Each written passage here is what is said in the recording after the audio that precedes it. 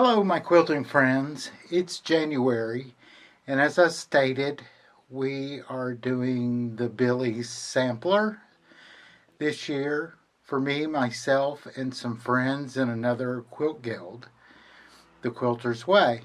And I've done my first block, which is Grandmother's Flower Garden, and let's say it was a rough block. I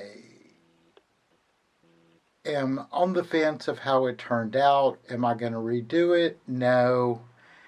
And I'll explain once I turn the camera down and show the block. But it was a learning lesson. And there were some new things that I learned about hexes in this project, and I'll also explain those.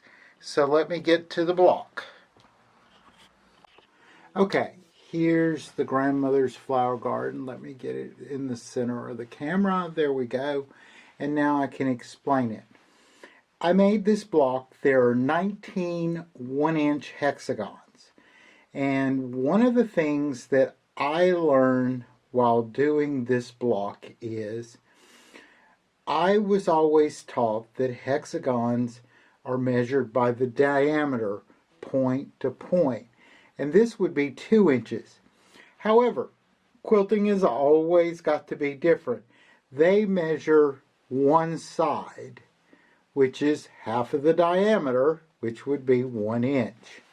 Now, I explained this in the blog post. If you're piecing these, you would cut these 1.5 for your 1/4 inch seam allowance as you were piecing, or even if you were English paper piecing them. However, I appliqued these, and if you're appliquing, if you're going to do turned edge, you would still do 1.5 and turn 1/4 inch under. But I did satin stitch, which is basically raw edge with satin stitch over the edge. I did the satin stitch in my head. I thought it would make it look more like a flower bloom. And when I started this, I first took a 12.5 by 12.5 inch square background fabric, which is this white tone-on-tone Maywood dragonfly fabric. I needed to find the center, so I drew a line corner to corner, corner to corner, and then I also went from middle to middle, middle to middle, which gave me a point in the center. And that is where I lined up my first hexie. I used seam-align glue from Acorn Precision Piecing, and I like this because it's easy to remove, and it is water soluble, non-toxic, all that kind of stuff. So I use this. However, if you do not have this, it's okay to use Elmer's. Before I have found this, I used an Elmer's glue stick. I love the purple ones. And the reason I like the purple or any of the colored ones, purple was easy for me to see, was when it dried clear. So as long as you could see the purple, you knew you could still manipulate your piece with the glue. I also glued each of the pieces down, center, two rounds. If you do the 1 inch, you can actually add another round if you choose. But this was how it was done in the book, and I wanted to look like a flower in the center of the block. As I glued all the pieces down, I went around each of the lines using my stitch in the ditch foot. Some call it the edge stitch foot. On my Bernina, it's the number 10 foot, but it's the one with the little guide down the center. Stitch in the ditch. I used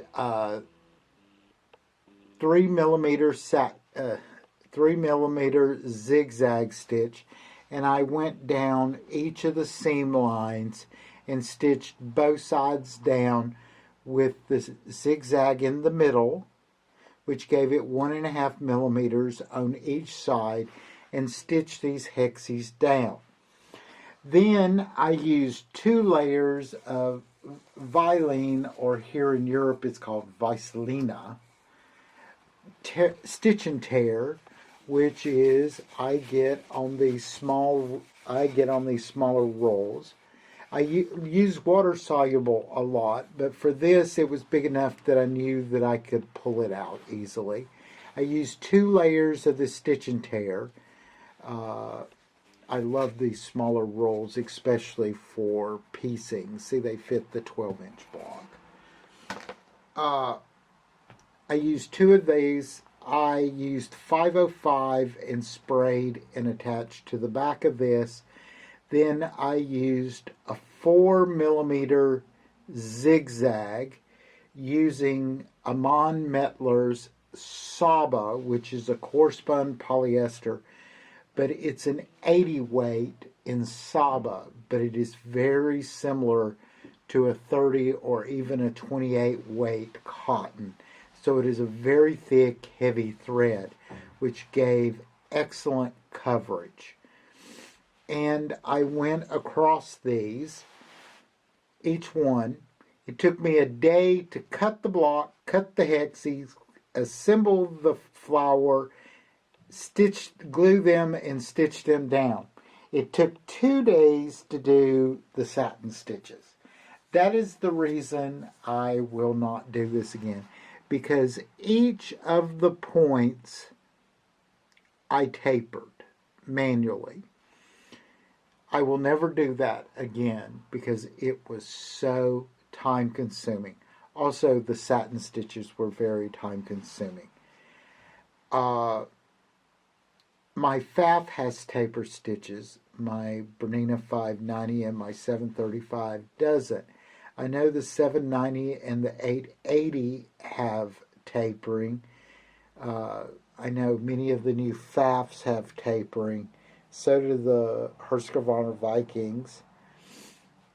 So my Janome 12,000 did not have tapering, but it is my understanding some of the M7, M8, and all those have tapering as well. So if your machine has tapering, then this becomes much easier. Also, if you have a machine that you can program it to, each one of these is 1 inch, so you can put the taper on each end and program a 1 inch satin stitch and just start at the point, go, end, start at the point, go, end, start at the point. But I did this manually, which took forever. That was my issue. I'm okay with the results. I'm not ecstatic. Would I do this again? No. Will I remake the block? No. So I hope everyone has a fun month. If you are doing this block, I look forward to seeing what you created and what method you used. So everyone have a great day and enjoy. Happy quilting.